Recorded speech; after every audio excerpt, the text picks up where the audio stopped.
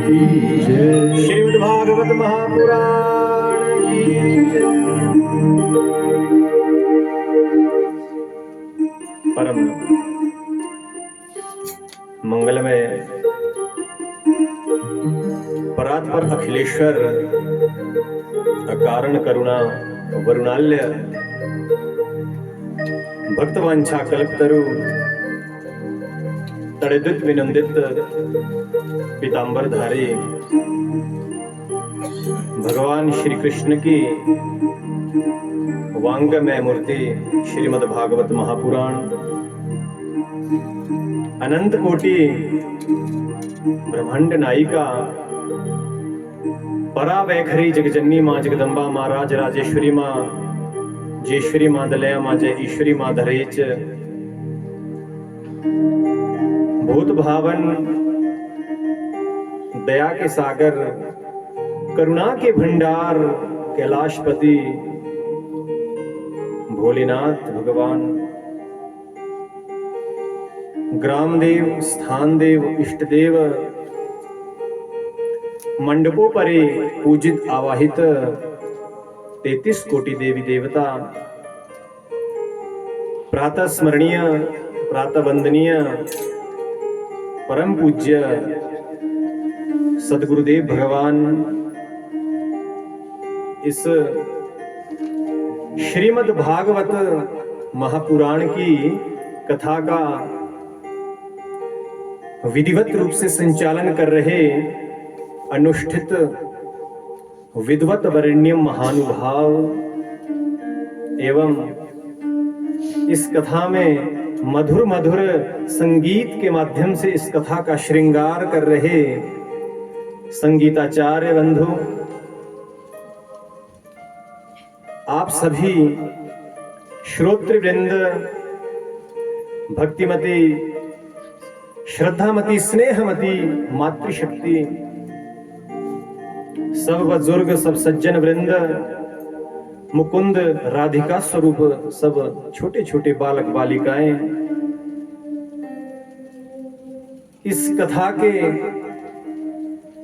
मुख्य यजमान श्रीमान राम शरण शास्त्री जी एवं इनके धर्मपत्नी, इनके सब बच्चे, श्रीमान राम शरण शास्त्री जी के भ्राता श्रीमान नंदराम शर्मा जी एवं श्रीमान रामदयाल शर्मा जी एवं श्रीमान ख्यालीराम शर्मा जी, सबका पूरा ये पवित्र परिवार एवं इस परिवार का सहयोग कर रहे समस्त ग्रामवासी इस श्रीमद् भागवत महापुराण की कथा का शुभ आयोजन श्रीमान राम शरण शास्त्री जी के पिताजी स्वर्गीय बालक राम जी की चतुर्वार्षिक पुण्यतिथि पर किया गया। तो धन्य है वो पुण्यमयी आत्मा और धन्य है ये परिवार, जहां पर भागवत की कथा हुआ करती है वो स्थान कोई साधारण स्थान नहीं रह जाया करता है, बल्कि वो तीर्थ बन जाया करता है, क्योंकि हमारे शास्त्र स्वयं कहते हैं यत्रेव गंगा यमुना त्रिवेणी गोदावरी सिंधु सरस्वती च सर्वाणि तीर्थानि वसन्ति तत्र यत्र च्युतोर्द्वार कथा प्रसंगम। जहां पर अच्युत का प्रसंग होता है, जहां पर भागवत की कथा होती है, वहां पर गंगा आदि जितने भी सब तीर्थ है वो विराजमान हो जाया करते हैं। इसलिए वो कोई साधारण स्थान नहीं बल्कि वो तीर्थ बन जाया करता है। और इतना ही नहीं, देखो श्रीमद् भागवत महापुराण की कथा को कहते ज्ञान गंगा। आप किसी एक तीर्थ में स्नान करने के लिए जाओ, आप हरिद्वार चले गए, आपने गंगा जी में डुबकी लगाई, तो केवल मात्र आपको मिलता है गंगा जी में डुबकी लगाने का ही पुण्य। पर लेकिन जो श्रीमद् भागवत महापुराण की कथा में डुबकी लगा दिया करता है, उसको सभी तीर्थों में डुबकी लगाने का फल स्वतः ही मिल जाया करता है। क्यों? क्योंकि जहां भागवत की कथा हुआ करती है वहां पर सभी तीर्थ विराजमान हुआ करते हैं। तो बोलिए गोविंद भगवान की जय। तो प्रथम दिवस की कथा में आपने भागवत की महात्म्य कथा श्रवण की, आपने जाना हम भागवत की कथा क्यों श्रवण करें, हमें क्यों श्रवण करनी चाहिए, भागवत की कथा को सुनने से होता क्या है। तो इस विषय में पिछले दिवस की कथा अपने भाव से श्रवण की ही थी। कैसे भागवत की कथा को सुनकर के भक्ति, ज्ञान और वैराग्य का दुख दूर हुआ, और जो धुंधुकारी प्रेत आत्मा बनकर के बैठा था, भागवत की कथा सुनने से दिव्य शरीर पाकर के वो कैसे वैकुंठ धाम गया। तो ये सब प्रसंग आपने पिछले दिवस की कथा में सुने। भागवत क्या है? भक्ति, ज्ञान, वैराग्य और तप। भाति सर्वलोकेषु इति भव गीयते नारदाधिवि इति गौ वर्तते सर्वशास्त्रेषु इति व तस्मात् भागवत विदु। भक्ति, ज्ञान, वैराग्य और तप। श्रीमद् भागवत महापुराण की कथा एक ऐसी कथा है जिस कथा के 10 लक्षण है। बाकी जितने भी अन्य पुराण हैं, अन्य जो 17 पुराण हैं, उनके कितने हैं? केवल मात्र 5 ही लक्षण हैं। पर भागवत की कथा एक ऐसी कथा है जिसके 5 ना होकर के कितने हैं? पूरे 10 लक्षण है। श्रीमद् भागवत महापुराण की कथा के 12 स्कंद हैं, 335 अध्याय हैं, और इस कथा में 7 मुख्य संवाद है, और इस कथा के 5,76,000 अक्षर है।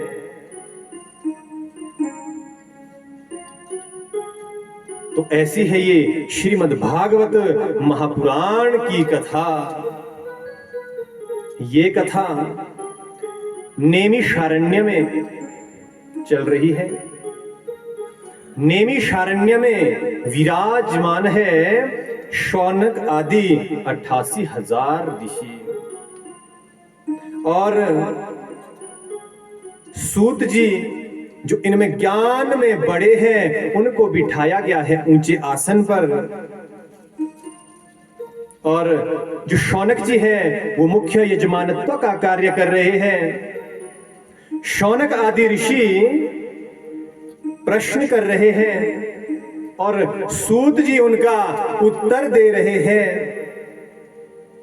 तो कुछ मुख्य प्रश्न किए। तो आज हम भागवत की विशुद्ध जो भागवत कथा है उसमें प्रवेश पाएंगे। देखिए, आपने जो पिछले दिवस कथा सुनी वो क्या थी? वो था महात्म्य, महिमा जानना। लेकिन जो भागवत की विशुद्ध कथा है वो आज से शुरू होती है। तो आइए श्रीमद् भागवत महापुराण इसका प्रथम स्कंद और प्रथम स्कंद के प्रथम अध्याय का ये प्रथम श्लोक, बोलिए गोविंद भगवान की। जन्माद्यस्य यतोऽन्वयादितरत चार्थेष्वभिज्ञेश्वरा तेने ब्रह्महृदाय आदिकवये मोहयन्ति यत्सूरया तेजो वारिमृदां यथा विनिमयो यत्र त्रिसर्गो मृषा धाम्ना स्वेन निरस्तकुहकम् सत्यं परं धीमहि। वेद व्यास जी ने श्रीमद् भागवत महापुराण की कथा को लिखना शुरू किया। जन्माद्यस्य यत, हमारे देखो सांख्य शास्त्र है, दर्शन है, और जैसे व्याकरण है, व्याकरण के जिस प्रकार से सूत्र होते तो दर्शन के भी, जो दर्शन शास्त्र है उसके भी सूत्र है। मुख्य रूप से देखो हमारे जो है वो 6 दर्शन है। सांख्य दर्शन, योग दर्शन, न्याय दर्शन, वैशेषिक दर्शन, मीमांसा दर्शन और वेदांत दर्शन। इसमें जो वेदांत है ब्रह्मसूत्र, इसका जो पहला सूत्र है वो है अथातो ब्रह्म जिज्ञासा। आइए हम उस परम ब्रह्म को जाने। और जो दूसरा है वो है जन्माद्यस्य यत, जहां से वेद व्यास जी ने ये श्रीमद् भागवत महापुराण की कथा लिखना शुरू करी। जन्म और मरण से जो परे है। और इतना ही नहीं, तेनेयम ब्रह्मा आदि कवये, जिसको जानने में बड़े बड़े देवी देवता, यहां तक ब्रह्मा आदि भी मोह में पड़ जाया करते हैं। तो ऐसा है वो परमपिता परमेश्वर। जैसे रेगिस्तान की भूमि में हम दूर से देखें तो रेत में ही, स्थल में हमें क्या लगता है कि वहां पर जल होगा, पर जब वहां पास में जाते हैं तो जल फिर नहीं होता, फिर और आगे लगता है और आगे होगा। तो ठीक इसी प्रकार से जिस प्रकार में स्थल में जल का और जल में स्थल का हमें भ्रम हो जाया करता है, ये भगवान की माया है। आगे विस्तार से आप सुनेंगे। यहां तो केवल मात्र आप परम सत्य को याद किया गया है, जो परम सत्य है, सत्यम परम धीमहि, जो जन्म और मरण से परे है। ऐसे परम सत्य को हम आप सभी प्रणाम करते हैं। और दूसरा श्लोक लिखते हैं वेद व्यास जी, धर्म प्रोजित केतवोत्र परमो निर्मत्सराणां सताम् वैद्यं वास्तवमत्र त्वस्तु शिवदम् ताप तालपत्रमूलनम् श्रीमद् भागवते महामुनिकृते किं वा परेरीश्वर सद्यो हृद्यवरुध्य तेत्रकृतिभिः शुश्रूषुभिस्तत्क्षणा।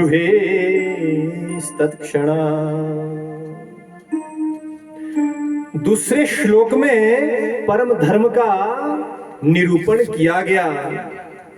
कहा गया वो परम धर्म क्या है?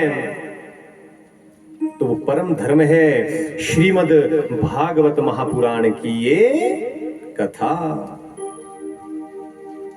सद्यो हृद्यवरुध्य तेत्रकृतिभिः शुश्रूषुभिस्तत्क्षणात्। जिस दिन मुख्य यजमान श्रीमान राम शरण शास्त्री का ये मन में विचार आया, हम अपने पिताजी के निमित्त भागवत की कथा सुनेंगे। केवल मात्र अभी मन में विचार आया है, ये सोचा नहीं हो भी सकेगी या नहीं। किसी से भी इन्होंने इस बात को अभी कहा नहीं, केवल मात्र मन में इन्होंने इतना सोचा है कि हम उनके निमित्त, उस पुण्य आत्मा के निमित्त श्रीमद् भागवत महापुराण की कथा श्रवण करेंगे। तो सद्यो हृदयवरुध्य तेत्रकृतिभिः, मानो जो वो श्री हरि है, वो टेढ़ी टांग वाला कन्हैया है, वो उसी समय हृदय में आकर के अवरुद्ध हो जाया करता है। क्या मतलब? विराजमान नहीं कहा, अगर विराजमान होता तो फिर चला भी जाता। देखो, बिल्कुल साधारण भाषा में आपको समझाने का प्रयास करेंगे, आपने भी समझने का प्रयास करना। आप है कथा में विराजमान। कैसे? आप कथा में आए, बैठ गए, आपको कथा समझ आई, सुनते रहे, नहीं भी समझ आई, बीच में खड़े उठ गए, और अधिक आपके गोडे यदि दुखने लगे तो उठ करके चले भी गए। आपको रोकने वाला कोई है नहीं। लेकिन जो कथा का वक्ता है, अब हम यहां से एक श्लोक बोल दे, तब तक हम सोचे जरा थोड़ा हमारे भी गोडे दुख रहे हैं, थोड़ा यहाँ खड़े हो जाते हैं, फिर और दोबारा बैठ जाएंगे। बोलो, ये हो सकता है? अच्छा लगेगा? नहीं ना। तो वो क्या है? कथा में क्या है? अवरुद्ध है। तो ऐसे ही जो कन्हैया है, वो जब हृदय में आकर के अवरुद्ध हो जाया करता है, तो वो चाह कर भी फिर जा नहीं सकता। बोलिए गोविंद भगवान की जय। और यहाँ पर जो मंगलाचरण का अब तीसरा श्लोक लिखते हैं, निगम कल्प तरोर गलितम फलम शुक मुखाद मृतदव संयुतम पिबत भागवतम रसमालयम मुहुरहु रसिका भुवि भावुकः। क्या कह रहे हैं व्यास जी? निगम कल्प तरोर गलितम फलम। देखो, एक वेद रूपी बहुत बड़ा वृक्ष है। जैसे आपका एक सेब का पौधा ले लो, ऐसे एक बहुत बड़ा क्या है? एक वृक्ष है। इस वृक्ष की अनेक शाखाएं हैं, टहनियां हैं। अब इस वृक्ष पर एक क्या है, जो सबसे ऊपर ऊंचे वाली टहनी है, वहां एक फल लगा। आ रही बात समझ में? वृक्ष पर क्या है? एक फल लगा। और ये फल कैसा है? शुक मुखाद मृत द्रव संयुतम। इसमें शुक पक्षी, तोते की चोंच लगी हुई है। अब ये फल इतना पक गया, इतना पक गया कि बिल्कुल निगम कल्प तरोर गलितम, माने गल गया। यहां पर गलने से देखो अभिप्राय सड़ने से नहीं है। सड़ना कुछ और चीज है, गलना कुछ और चीज है। ये ऐसा गल गया कि इसमें रस ही रस भरा पड़ा है। तो ये जो अनेक वृक्ष की ये टहनियां हैं, तो जो सबसे ऊपर वाली वृक्ष की टहनी है, आ रही बात समझ में, वेद रूपी वृक्ष है, सबसे ऊपर की जो टहनी है वो है नारायण रूपी टहनी, जिस पर ये फल लगा है। अब इतना पक गया, अब स्वाभाविक सी बात है, जब पक गया तो टहनी को छोड़ देगा। अब इस फल ने टहनी को छोड़ दिया और दूसरी जो टहनी है वो है ब्रह्मा रूपी टहनी, वहां पर आकर के अटक गया। अब ये ब्रह्मा रूपी टहनी पर भी अधिक समय टिक नहीं पाया, वहां से ये फिर गिरा। इसके नीचे वाली है नारद रूपी टहनी, वहां पर आ गया। वहां से ये फल फिर गिरा तो आ गया व्यास रूपी टहनी पर। अब व्यास रूपी टहनी पर ये आया, वहां भी अधिक समय ठहरा नहीं, वहां से ये फिर गिरा तो आया शुक रूपी टहनी पर। अब ये अंतिम टहनी है कौन सी? जो शुक रूपी टहनी है। वहां से ये फल फिर गिरा तो किसी ने कहा अब जब अंतिम टहनी है तो पृथ्वी पर आया होगा। अब जब पृथ्वी पर आया होगा, वैसे ही पका हुआ है, गला हुआ है, फट गया होगा, बिखर गया होगा।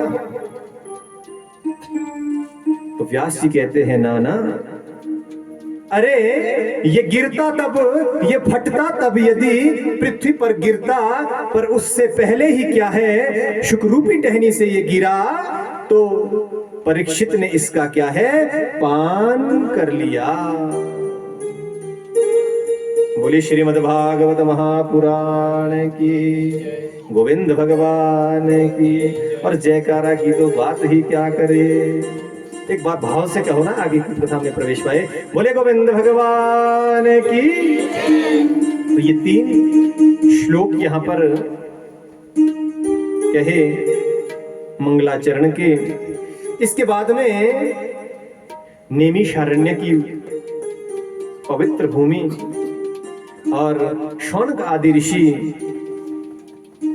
सूत जी से प्रश्न करते हैं। मुख्य जो यहां पर प्रश्न किए गए हैं वो मुख्य कितने हैं? 6 प्रश्न हैं मुख्य प्रश्न जो किए। तो शौनक आदि ऋषि जो पहला प्रश्न करते हैं, बिल्कुल सूक्ष्म रूप से आगे कथा में प्रवेश पाएंगे। क्या कहते हैं? किम श्रेय। पहला जो प्रश्न किया, किम श्रेय, कि इस संसार में श्रेयस्कारी क्या है। देखो भागवत की कथा शुरू हो रही है, ये प्रश्न आपको याद रहेंगे तो आगे की कथा भी आपको समझ भली भांति आ जाएगी।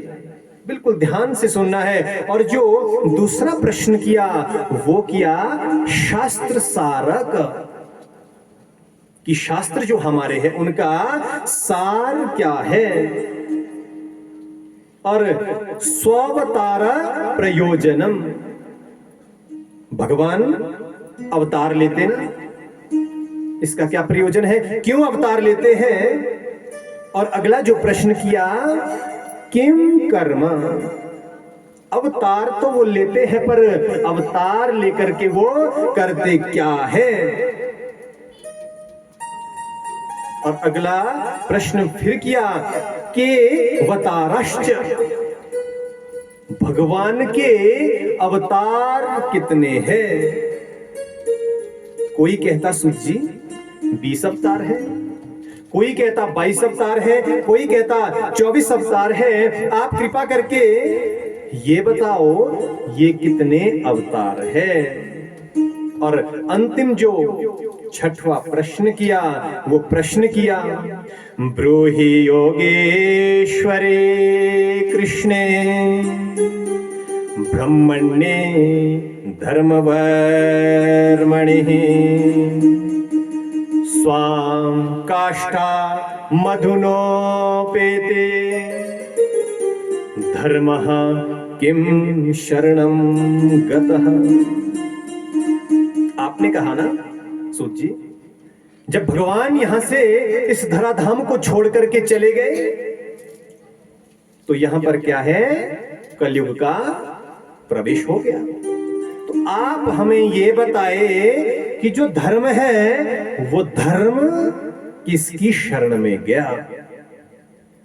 तो ये 6 प्रश्न आपको अब आगे कितने 6 दिनों तक याद रखने हैं। बोलिए गोविंद भगवान की।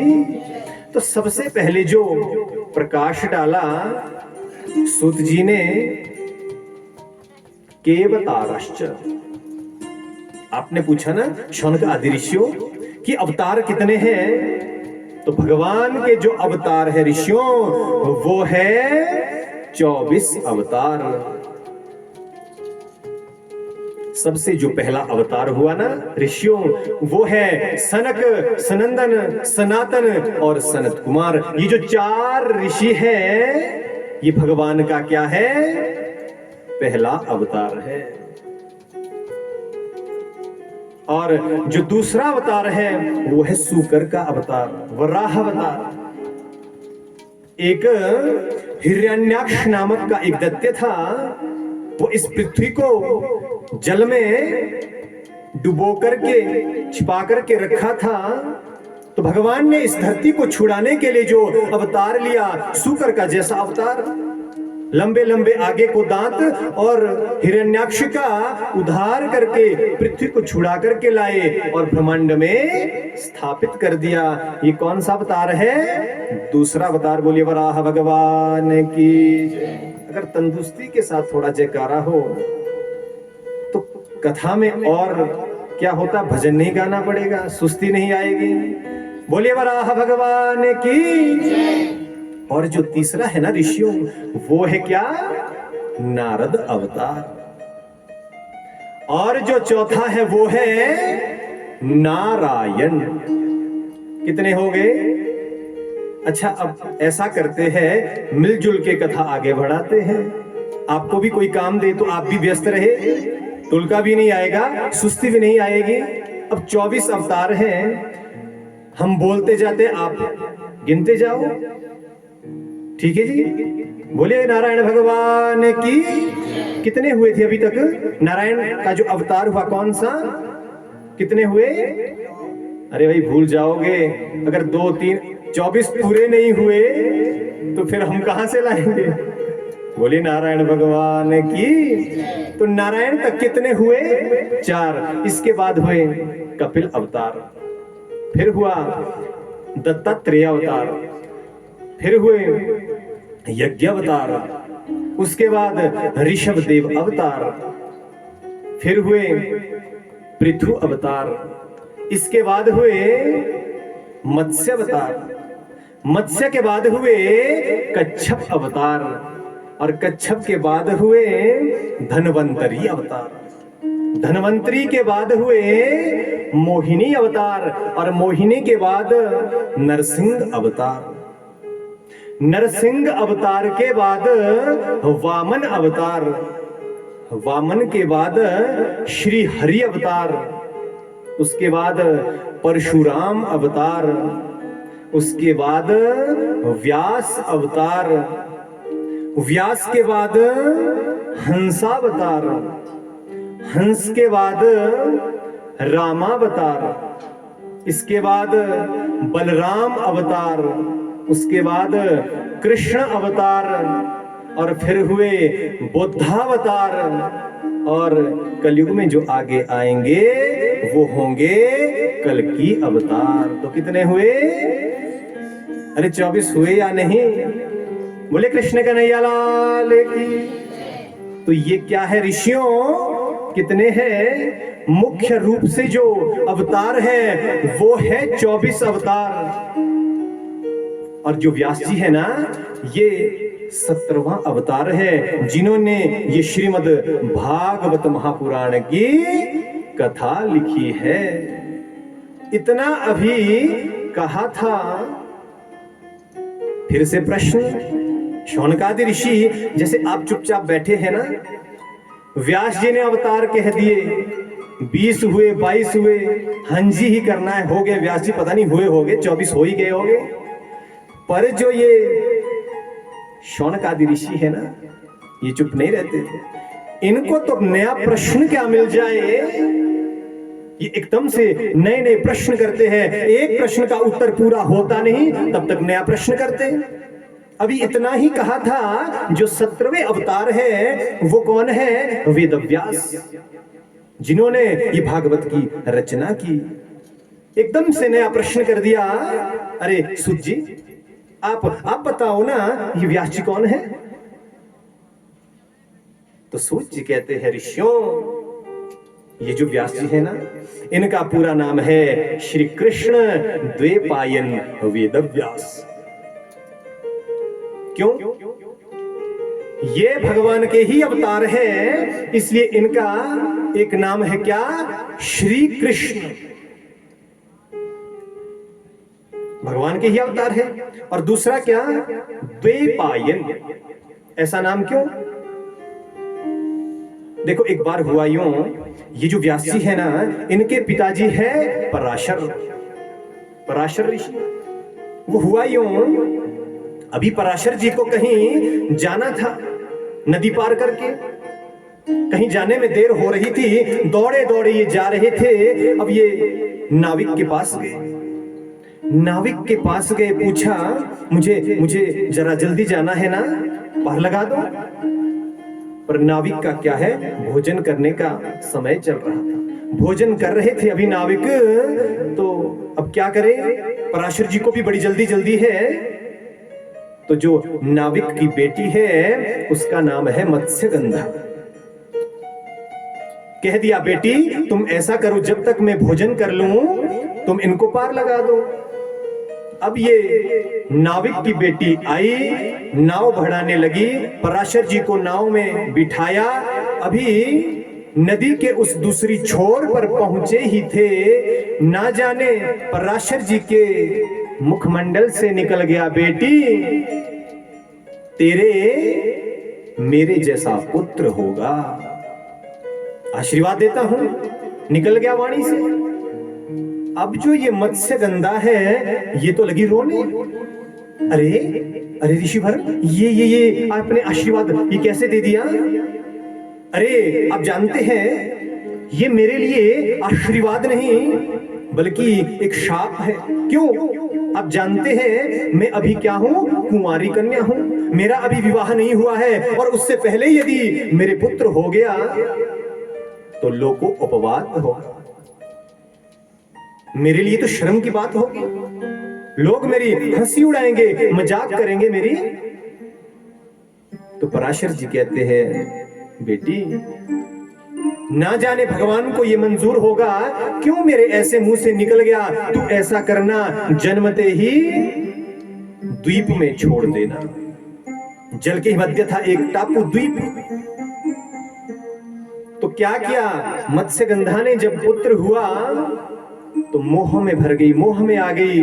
बेटा अब मैं तुझे जाने नहीं दूंगी, भले ही मेरी लोग मजाक करे, अपवाद हो जाए, मुझे अब परवाह नहीं है। पर व्यास जी स्वयं कहते हैं, माता अभी मुझको जाना है, पर जिस दिन तूने मेरी जरूरत होगी मैं उस दिन तेरे पास आ जाऊंगा। तो जन्मते ही छोड़ दिया, कहां पर? द्वीप में, एक टापू में। इसलिए दूसरा नाम क्या हो गया? द्वैपायन, द्वीप में जन्म लेने के कारण। और पूरा नाम क्या है? श्री कृष्ण द्वैपायन वेदव्यास। अब ये वेदव्यास क्यों? जो हमारे वेद भगवान है, ये पहले एक हुआ करते थे, नाम था इनका ऋग्वेद। तो इन्होंने जन्मते ही क्या कार्य सबसे पहले किया? इसको जो है 4 भागों में विभाजित कर दिया। 4 भागों में वेद भगवान को बांट दिया, ऋग्वेद, यजुर्वेद, सामवेद और अथर्ववेद। इसके बाद एक एक करके पुराणों की रचना करते गए, एक एक करके 17 पुराण लिख दिए। मन को शांति नहीं मिली। महाभारत जैसे विशाल ग्रंथ की रचना फिर कर दी,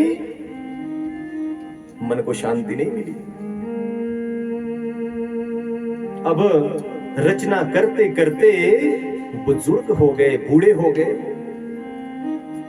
अब एक दिन की बात है,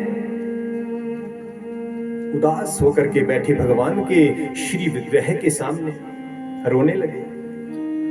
प्रभु, मेरा जीवन पूरे होने को आ गया ना। मैं जीवन में रचना ही करते गया, 4 पुराण मैंने रचे, सो 4 शिष्य को सुना दिए, सुमंतु, पैल, जैमिनी और वैशंपायन। 17 पुराण मैंने फिर रचे, रोमहर्षण को प्रदान कर दिए, और इससे भी मन को शांति नहीं मिली। अरे महाभारत जैसा विशाल ग्रंथ मैंने रच दिया, अब भी मन को शांति नहीं है, और मेरा जीवन पूरे होने को आ गया। अरे मानो मैंने तो अपना ये जीवन व्यर्थ में ही गंवा दिया। रोना आ गया व्यास जी को, अश्रुपात करने लगे। तभी भगवान की मानो जो वो मूर्ति थी, भगवान का जो श्री विग्रह था, उसी में से आवाज आई, व्यास जी आपको संत दर्शन होगा और संत ही आपका कल्याण करेंगे। आंखें खोली, देखा ये आवाज कहां से आई, कहां से ये आवाज आई। देखा क्या, सामने से नारद जी आ रहे हैं। नारद जी ने जो व्यास जी को देखा, अरे व्यास जी के मुखड़े पर ये उदासी और रो रहे व्यास जी। तो नारद जी ने पूछ लिया, पाराशर्य महाभाग भवतः कच्चिदात्मना परितुष्यते शारीर आत्मा मानस एव वा। व्यास जी आप रो रहे, आपका ये मुखमंडल उदास है, क्यों? अरे आपके मुखमंडल पर ये उदासी शोभा नहीं देती। तो जो अपनी चिंता का कारण था वो व्यास जी ने नारद जी को बता दिया। आप तो जानते ना नारद जी, 4 पुराणों को मैं विभाजित, 4 वेद भगवान को विभाजित कर दिया, 4 मन को शांति नहीं मिली।